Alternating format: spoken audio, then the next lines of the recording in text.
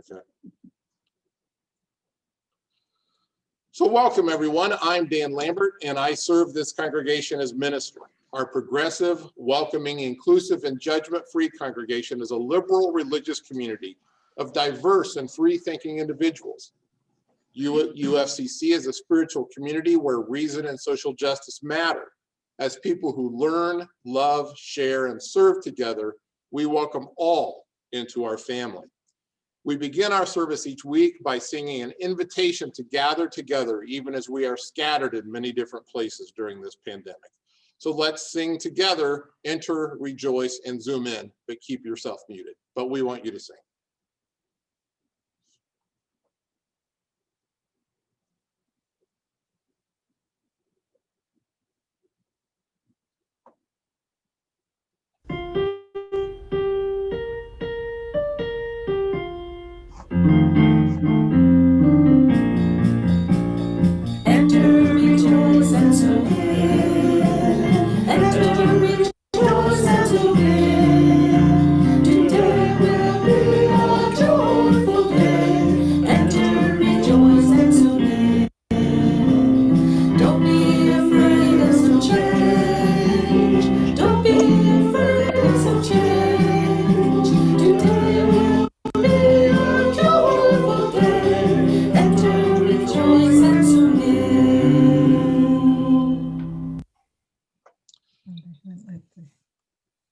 Our worship associate for today is Sharon Whitehill, and she has words for us for our chalice lighting. Sharon? Good morning, everyone. Sharon here, and I would like to remind you, please, to wait to light your chalice at home until after the affirmation. And now I will share with you our chalice lighting liturgy. We light this chalice to find inner peace, love for each other, and faith in ourselves, to be welcoming to whomever we meet and kind to all living creatures. So gather around this light of hope as we share the time together. Thank you, Sharon. And now I invite you to share our affirmation as I light our chalice. Love is the spirit of this fellowship, and service is its law. This is our aspiration, to dwell together in peace, to seek the truth in love, and to help one another. If you have a chalice or a candle or something at home, I invite you to light it at this time.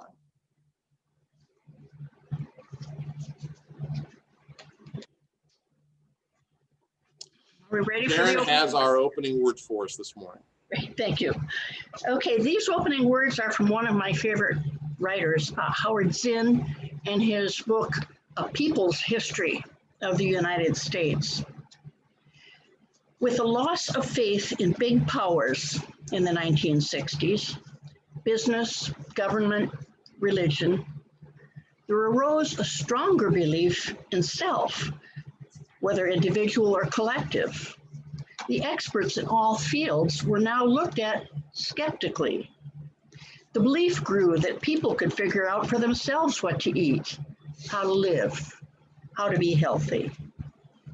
There was suspicion of the medical industry and campaigns against chemical preservatives, valueless foods, advertising. Never in American history had more movements for change been concentrated in so short a span of years. But the system, in the course of 2 centuries, had learned a good deal about the control of people. In the mid-70s, the system went to work.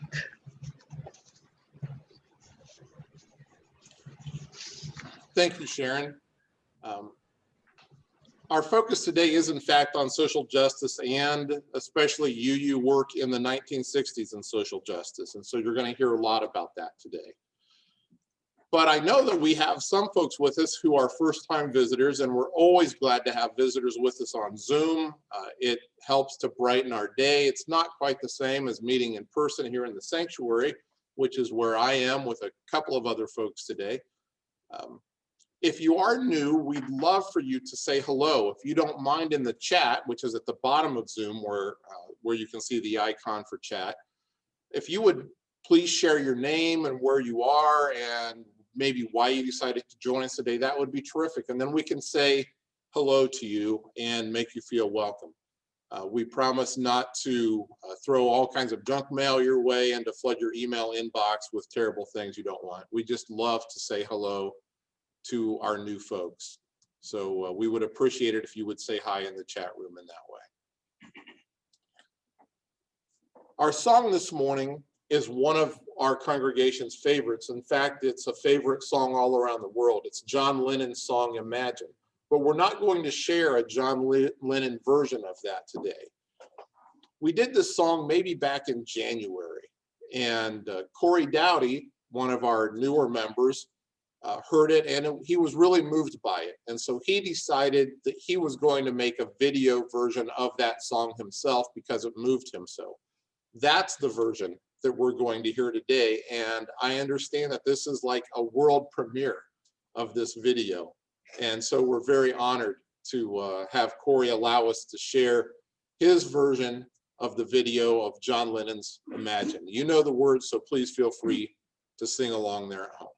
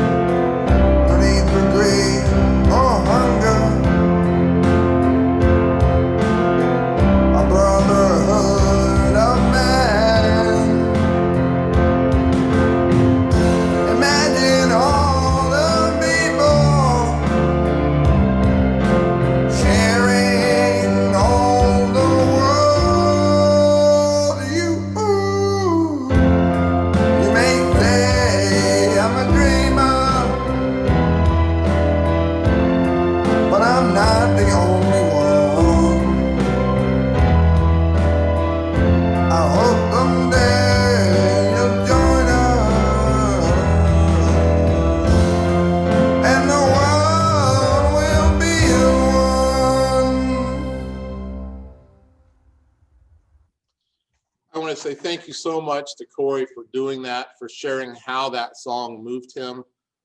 And wasn't it really great to see the sanctuary with the chairs set up and the art on the wall? And yeah, we really miss that, don't we? So thank you so much, Corey, for that. Our member spotlight today is Stephanie Garrett. Stephanie has been around for a while. I was going to say she's one of our oldest members, but I didn't think that would maybe come out right. She's one of our longest standing members. She's held many different positions in the congregation, and right now she also serves as chair or co-chair of the endowment committee. I'm not really sure which, but at any rate, we've asked Stephanie to be our member spotlight today. So Stephanie, we're anxious to hear a little bit more about your background.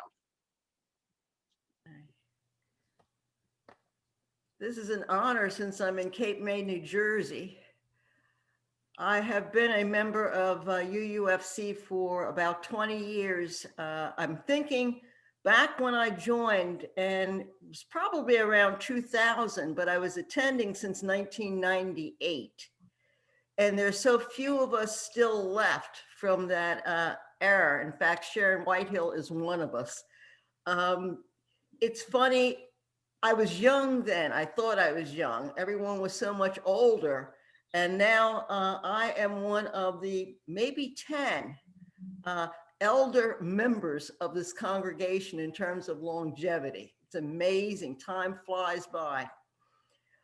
I became a UU, and I refer to it as being born again, literally, at a historically Universalist congregation in Philadelphia, the Church of the Restoration.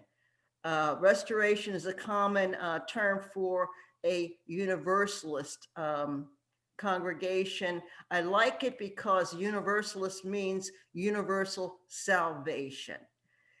It was and still is one of the oldest historically racially integrated congregations in the United States, UU. It's almost 300 years old now. When I began to attend back in 1992, I didn't know anything about UUism, but it was only 2 blocks away and it was different, so why not? They had a jazz service, an all jazz service, and that's how it was advertised, with a free will offering. So if you like music, that'll get you through the doors. And once I went through the doors, I never really left. By integrated, I mean, even to this day, I would say it's about 45% African-American and Hispanic, which is amazing. We had been studied to ad nauseum as to how we did that and stabilized. When my husband and I began to vacation in Florida, he knew that I had to be near a UU congregation. That set the parameter. When we first visited Port Charlotte, we went into the telephone directory, as they still had them back then, and I found the UU Fellowship of Charlotte County and came. I was surprised that it was also racially integrated, probably about 15 to 20 people of color at that time, and a very, very active social justice committee. Moving forward, and I had a very heavy background in UUism because at Restoration, my mother congregation, there was a lot of emphasis on knowing your history so that you know where you're going toward.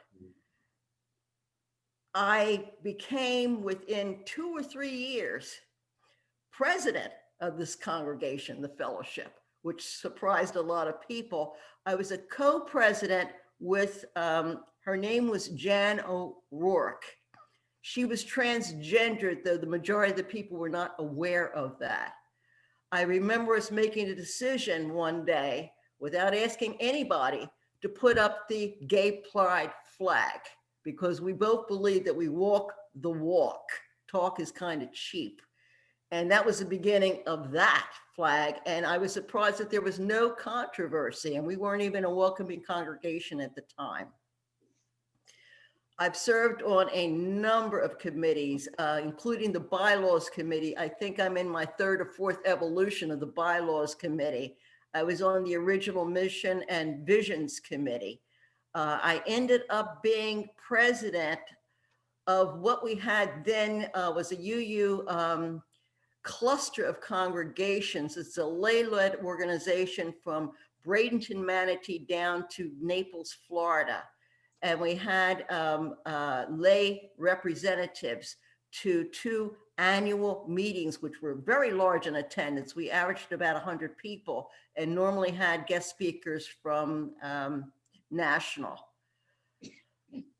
Things began to change for me. I used to be able to stay in Florida for at least 6 or 7 months a year.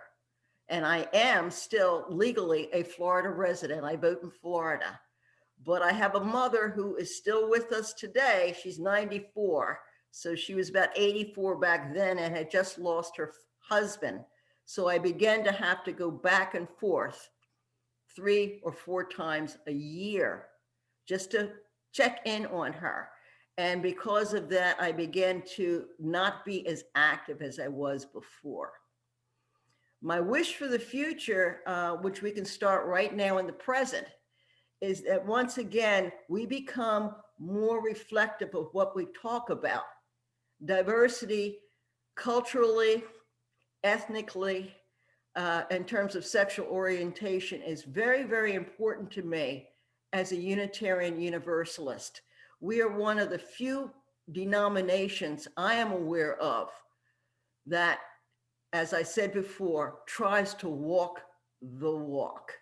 And my wish is that once we are able to get back together again, physically, is that we do more outreach into communities of color, because I think that we are a too well-kept secret.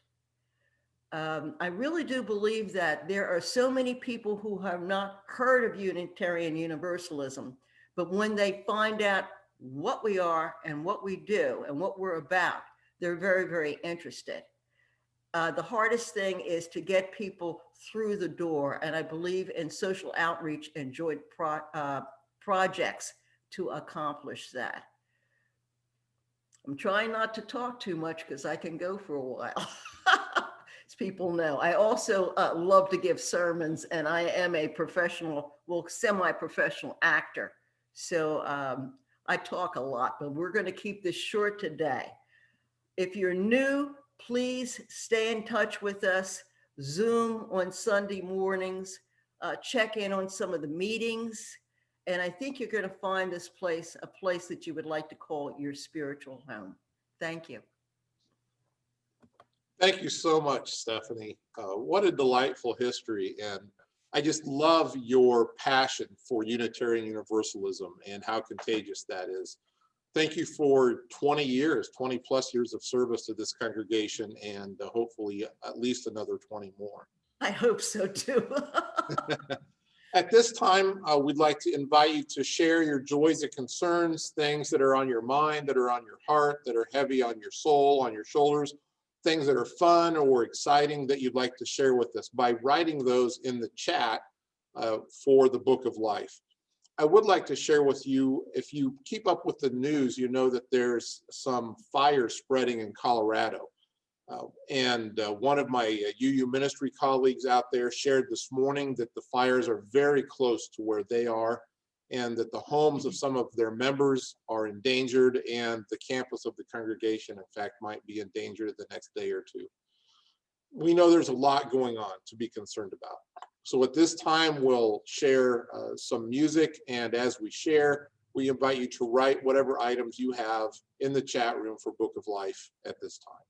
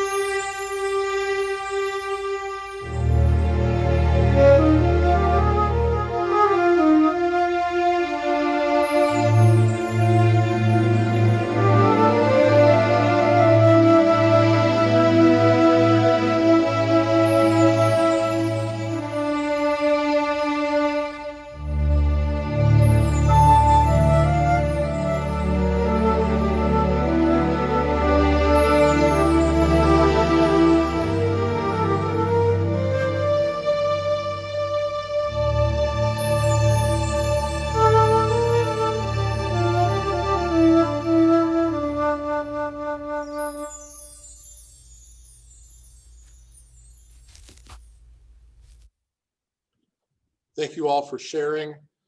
At this time, we invite you to enter with us into a moment of silence. With so much noise in the world, it's important to be able to focus and to recenter. And this is what we have an opportunity to do during this part of the service. In just a moment, I will invite you to block out all the noise around you. We'll share a simple screen with a chalice on it, no music, no sound of any type. So just meditate during that moment. Lift up and get rid of the burdens that are weighing you down. Share with the universe the things that get you excited, that help your adrenaline pump, and just sit silently for 1 minute as we share. So I invite you to enter into that minute. I will ding the bowl after 1 minute, and then we will share Spirit of Life as we sing together. Let's have a moment of silence.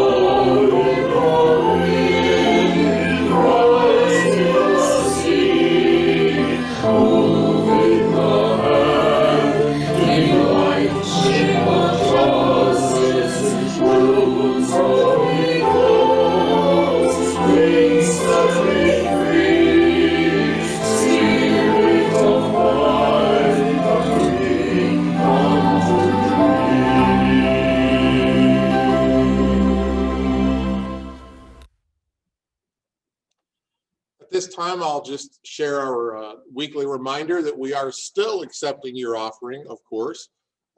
We still have bills to pay and obligations to take care of. Thank you for honoring your pledge and continuing to send in your money, which you can do through regular mail with a check. You can send it here. You can use the Venmo app if you have a smartphone. And I also will just remind you that last week we learned that Ken Brennan has offered a challenge match for the second helping for this month.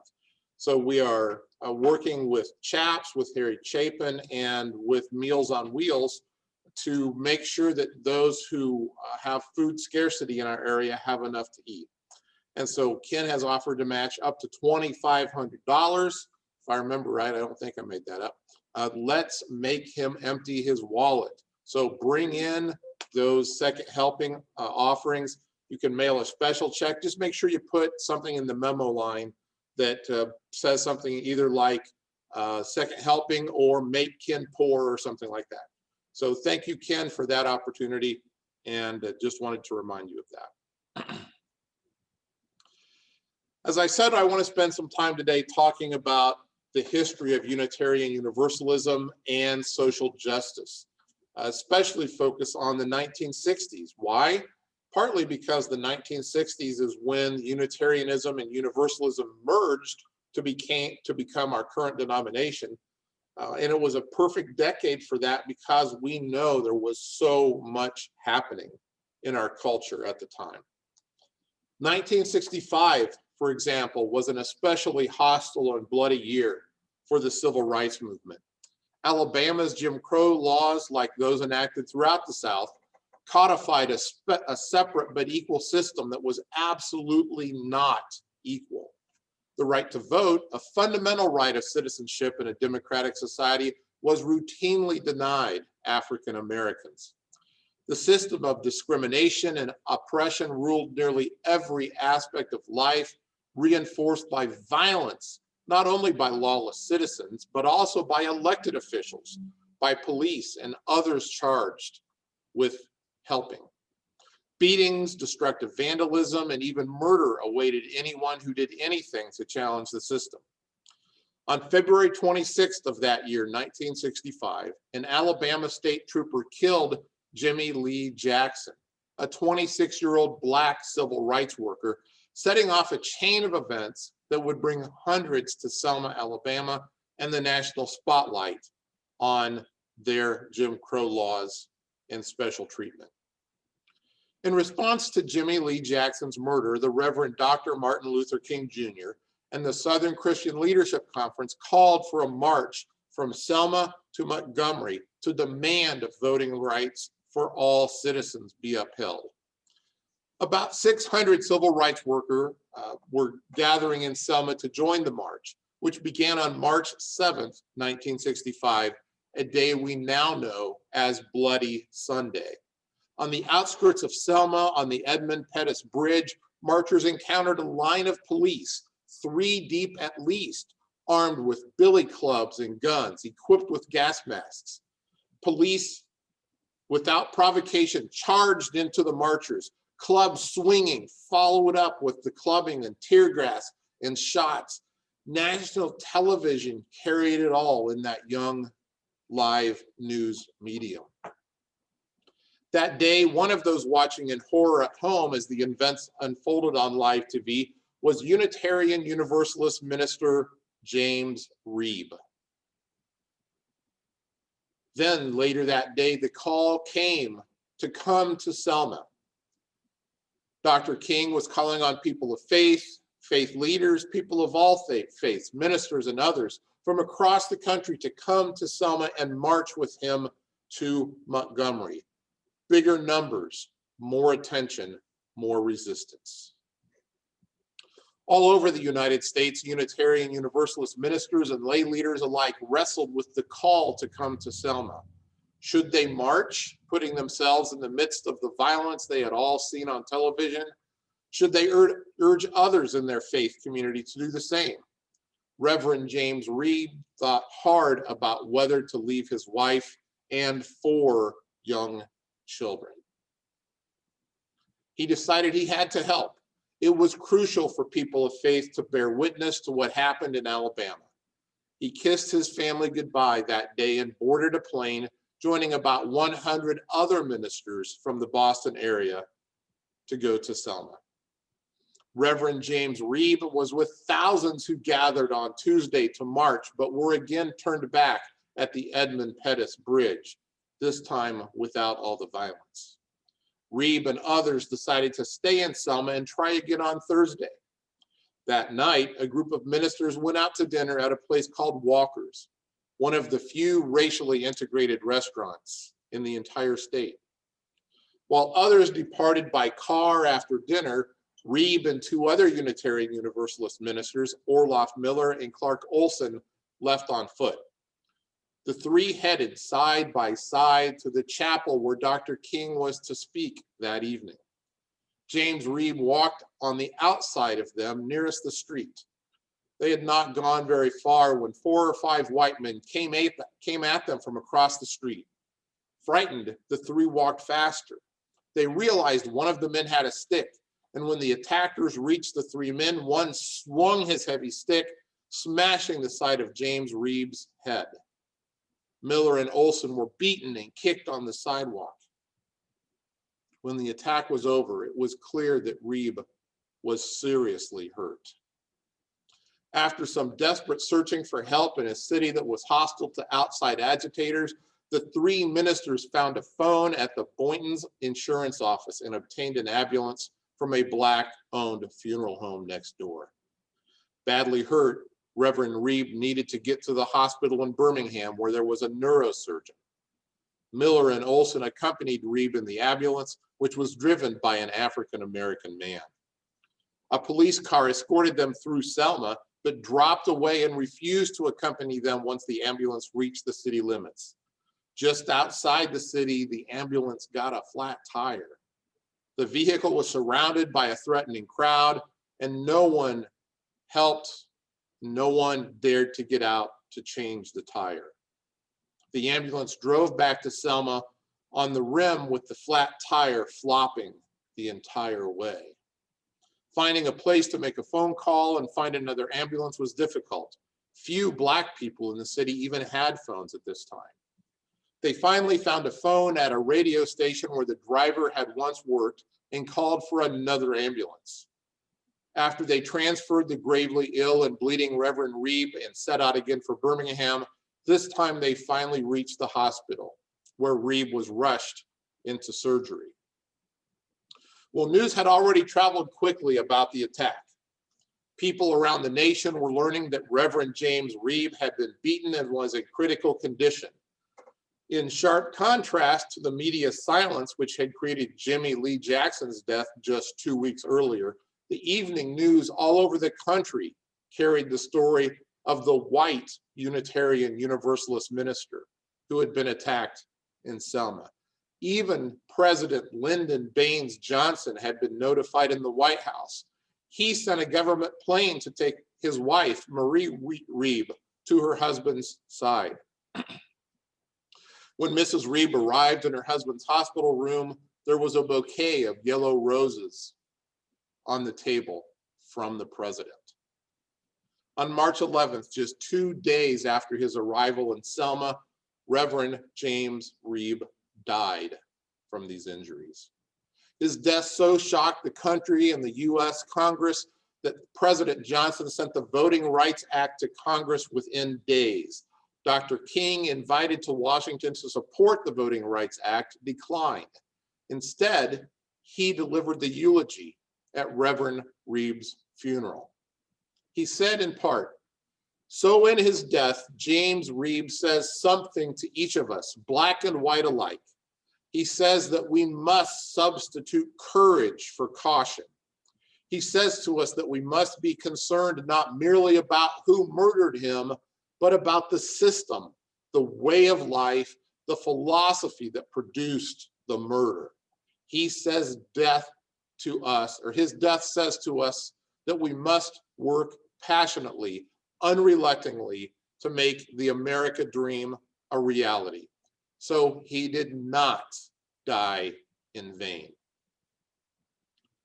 Reverend James Reeb was not the first, nor was he the last Unitarian Universalist to die for a social justice cause about which they were passionate. As we've discussed previously in the past couple of months, Unitarians and Universalists have long had a history of social justice work, from fighting for religious freedom to demanding abolition, from women's voting rights to protesting wars, from freedom of speech to the separation of church and state, and so very, very, very much more. UUs have marched, have written, have spoken out, have run for office, have joined hands, have protested, and yes, some have died fighting for the basic social rights that our principles teach us every single person deserves. In the words of James Luther Adams, who many call the most influential Unitarian theologian of the 20th century, right attitudes are never sufficient alone. They must find embodiment in social institutions. Indeed, one must say that one does not even understand the meaning of right attitudes or even of a theology until one recognizes their implications for social organizations. Well, the rightness of our theological beliefs cannot be understood without our involvement in trying to make the world reflect the values we hold. For that reason, social justice, and in particular, collective social justice, are required for a full understanding of Unitarian Universalism. Many of you were involved in some aspect of social justice protest and work in the 1960s, and I know that some of you have some stories to tell.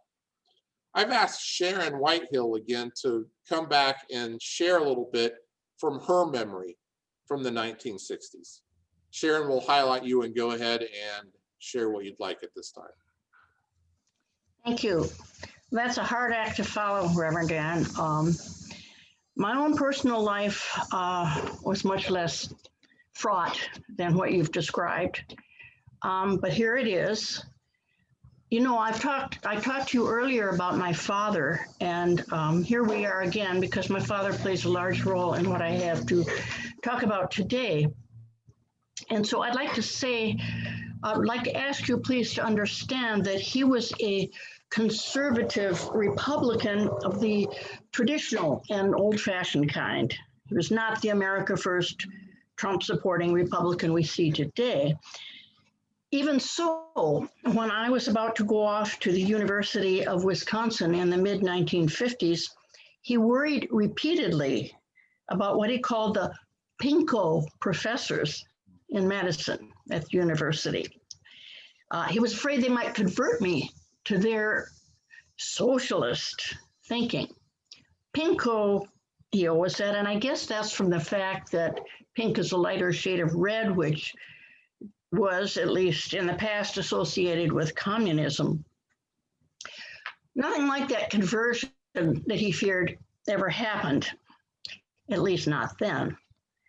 In fact, the one D that I got at Wisconsin, and really ever, appeared on my report card for political science.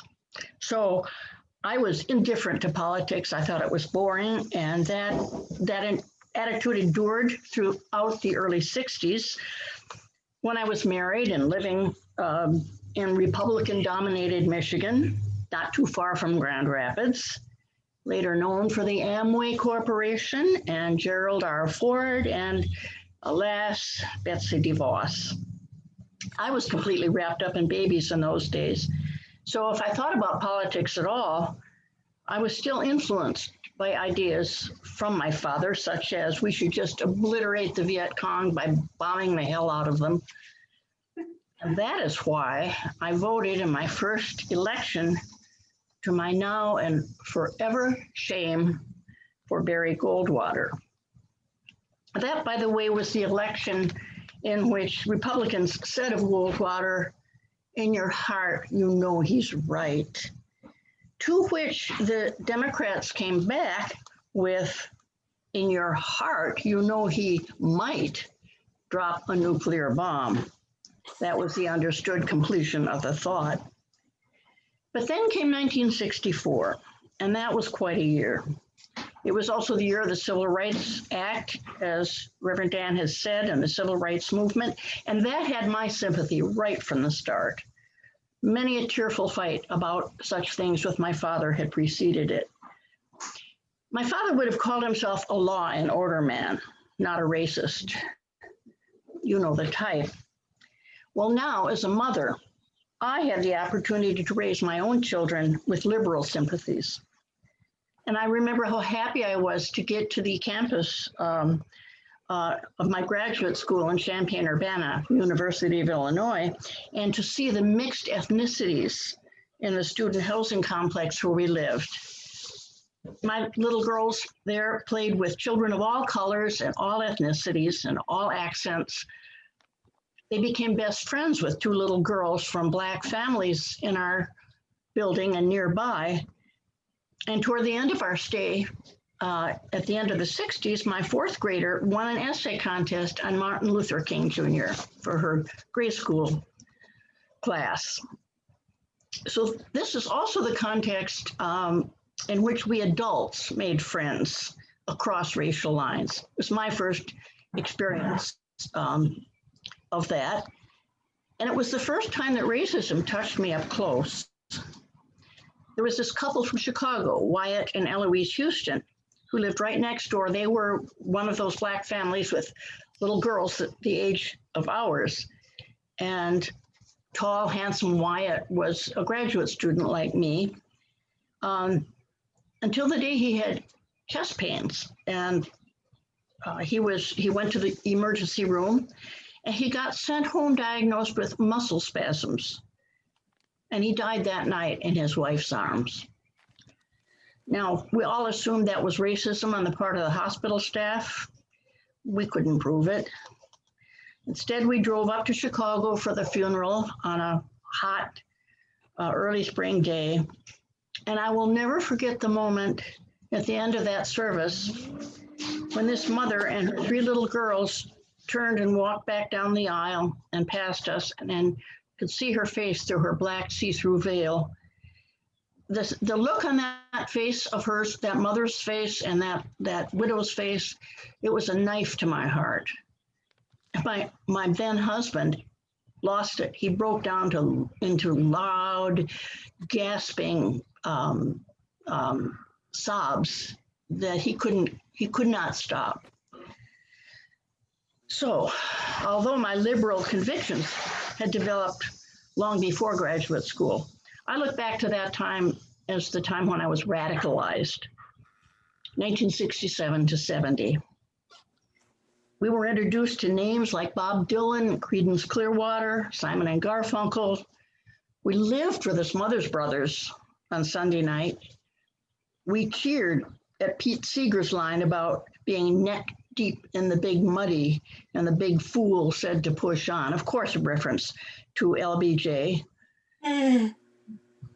Knee deep in the big muddy and the big fool said to push on. Everywhere, students were protesting. My own university campus suspended classes for several days. Martin Luther King was assassinated in April, Robert Kennedy in June. The Kent State Massacre happened 2 years later. You know, I know we feel now that our country is falling apart, and this time it may actually be. But we also felt that way then. We had the same sense of apocalyptic urgency where rules of order and civil language were cast aside. A columnist, Bill Keller, wrote it this way, and I think this captures it well. At the heart of the 60s radical zeitgeist was a sense that the government had forfeited its legitimacy and that the liberal establishment had sold out or lost its nerve. Sounds familiar to me. Of course, there are significant differences. The radical left of the 1960s mostly spurned the Democratic Party and mainstream politics in general, whereas today the radical right has infiltrated both party and politics. And the right has never produced a Bob Dylan or a Neil Young or a Ken Kesey or a Kurt Vonnegut. But maybe the biggest difference of all, when I think about it, is that we know how the 60s turned out. And that is what makes today so frightening. We just don't know. Well, let me wrap up then by going back to my father. He was still very much alive in Milwaukee and writing me letters in his beautiful old-fashioned Spencerian script. Think of the Coca-Cola logo. And every time I opened a letter from him, all of these clippings fell out of conservative Republican writers and their columns. Well, I couldn't, Sharon the Rebel couldn't let him get away with that. So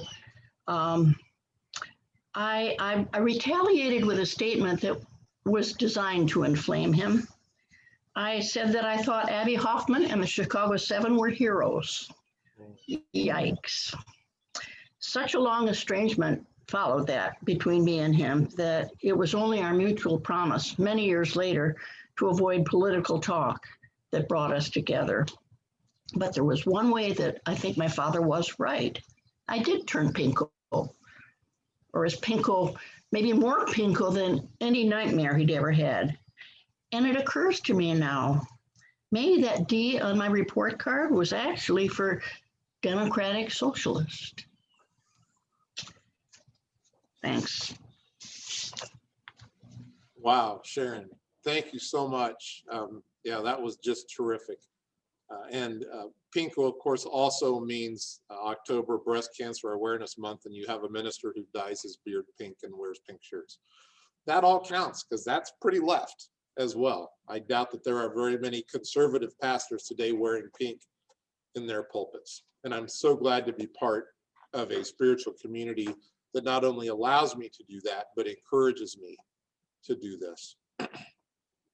Social justice has always been a hallmark of liberal religion, the Pinko left, including Unitarian Universalism.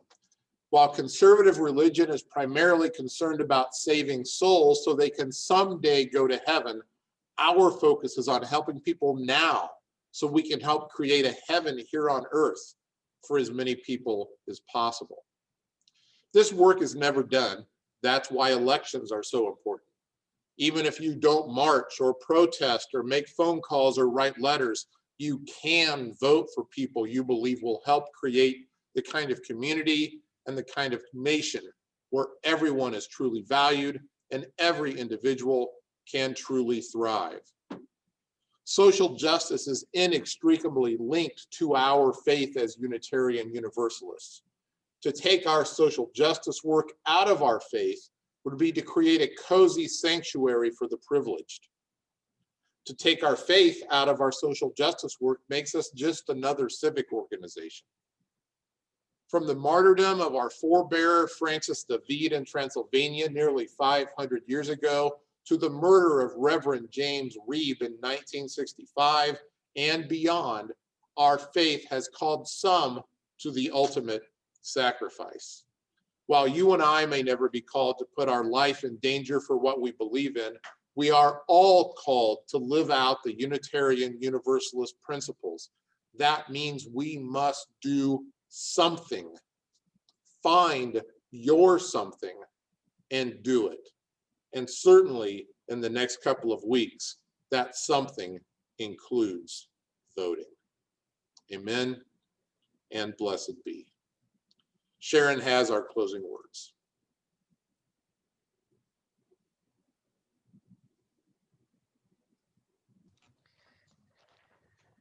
The closing words today are from, am I muted? Let's see. You're good. You're good. Okay, closing words are from Angela Davis and her book, Freedom is a Constant Struggle. She writes, when Black women stand up, as they did during the Montgomery bus boycott, as they did during the Black Liberation era, earth-shaking changes occur. The freedom movement was expansive. It was about transforming the entire country.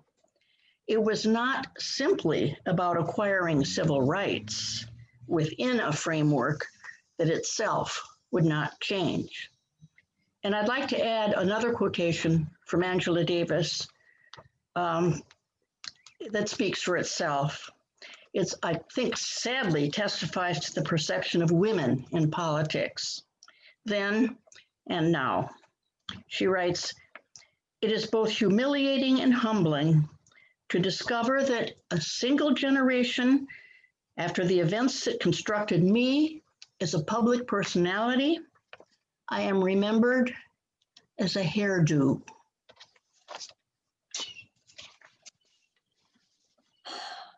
Thank you again, Sharon.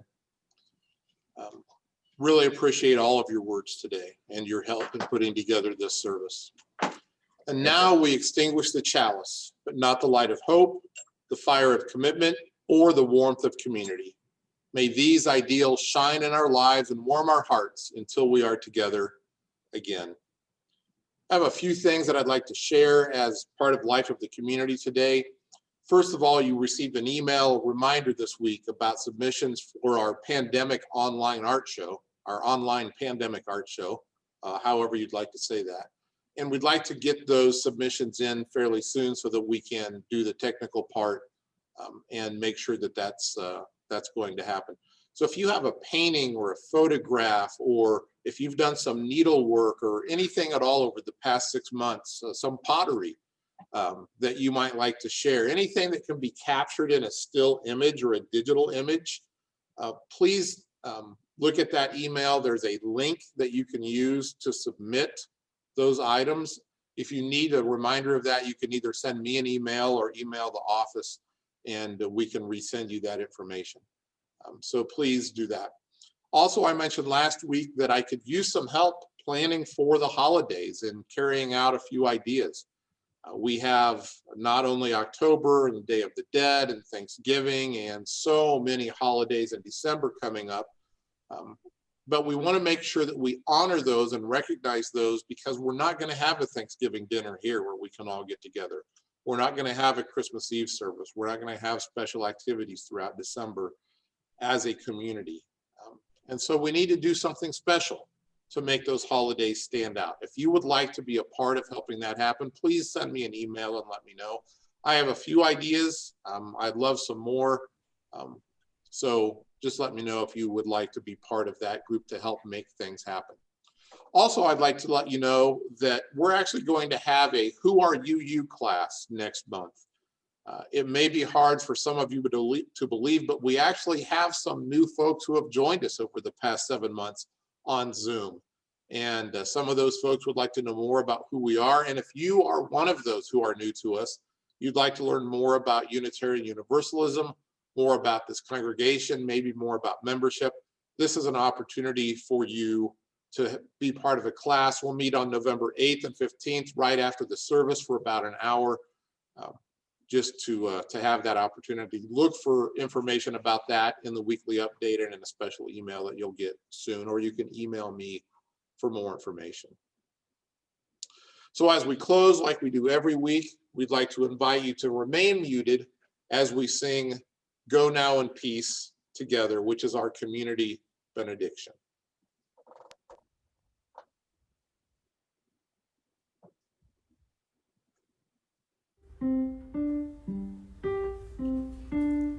Go now in peace, go now in peace. May the Spirit of us surround you everywhere, everywhere you may go. Go now in peace, go now in peace. May the Spirit of love surround you everywhere,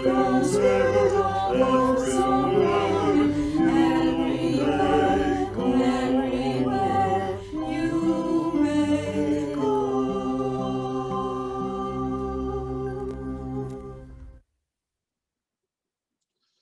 As we depart and leave the service, I'll remind you to be a blessing to everyone you meet, to be a blessing to those that you're sharing a house with during this challenging time, and be a blessing to yourself. Extend yourself some grace, some joy, so that you can indeed turn around and share that blessing with others. It's great to have you here today. Thank you for joining us. We invite you, please, to stick around for our social hour. What we do on Zoom is, in just a moment, you'll get some instructions, and if you would like to stay around, you'll be assigned to a smaller room with about 6, 7, 8 other people where you can chat for a while, and then again, I think it may be 15 minutes or so, we can put you into a different room so you can get to know other folks and learn more about our community in that way. Again, if you're new with us, we'd love to have you stay. We're so glad that you decided to join us. It's wonderful to see everyone. Enjoy your day, enjoy your week. Vote, vote, vote. As they used to say in Chicago, vote early and vote often. Thank you so much. Stick around if you'd like to be part of Social Hour.